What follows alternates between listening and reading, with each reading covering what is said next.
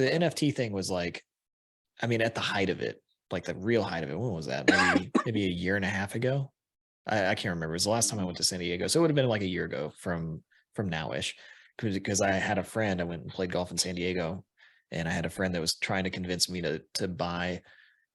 It was, I can't remember what it was. It was like a picture of a monkey or something for like $80,000, but it wasn't even that. It was like, you got to get the mutant version of this, and then you got to marry it with this other thing, and then they're gonna hatch, and then you get this other thing, and that's where the money is. And I was like sitting there, and I almost did it because I was like, that's like, This is like it's Pokemon. FOMO. It was like FOMO. I was like, man, I might need to do this. Like, this Yeah. guy, I respect this guy's opinion a lot. And I think he actually made money on it. I ended up not doing it because I had no idea what the hell he was talking about, and I felt like that You was a remember good when idea not to do like it. every time we'd get on a call with you, Gord, he'd be like, "Yo, have you heard about the latest shit coins?" Dude, I almost bought his stuff too. Like, he told me to buy some Yeah. mutant cats, and I looked at him. I was like, man, these things are like $3,000 a pop. And I was like, I don't know. I don't understand it. And it was like a lot of people that were like, oh, the community, this and that. It's about the Discord. It's about all the stuff. And now I looked at mutant cats the other day, and it's not worth, I don't think it's worth very much at all. I would have lost some Yeah. money on that. Yeah, the market sucks. It's probably going to suck all next year. I don't even think it's going to, I don't know. I don't want to just put I out a just prediction. don't I don't think it's coming back. Not to the level it was. know. I mean, I don't know. I was always wary of that because just because it's not a physical thing, like, and there's not a connection to it. So like I think about like trading cards, right? Mhm. It's essentially like digital trading cards, right? And I know there's more to it with the technology and all the things you're going to be doing with it, but that's like, you're not trying to sell the technology, you're selling a digital picture, right? And even, and I just don't see it because like with trading cards, like you have, there's something connected to it, right? Like you want this thing.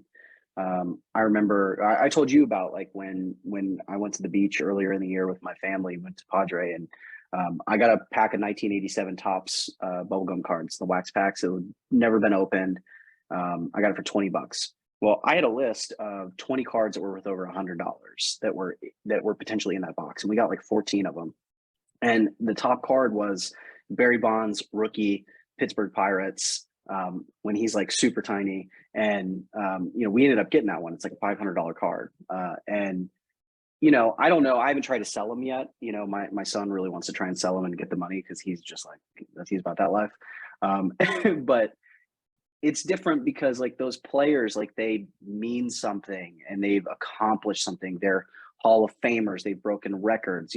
I was at the game when Bonds, I don't know if it was when he tied or broke the home run record. My dad picked us up from school and like he's like, we're going, and we went, and like that ball flew right over my head, went like a section up. Like I vividly remember that as a kid. So to me, like there's those kind of memories tied to cards. You don't have that with a mutant cat NFT, and so to me it was like, Yeah. yeah, if you get in on it right at the beginning and then you can sell it to the people and get out. But like at the time, like you were trying, people are trying to get you into it. Like those people are trying to make their money at that point, right? Like that was the exit. Yeah.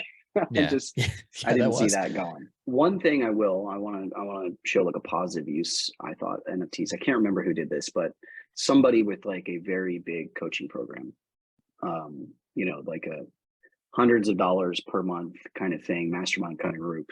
Yeah. And they released a NFT that had membership to that group as well as like some exclusive perks attached to Yeah. it.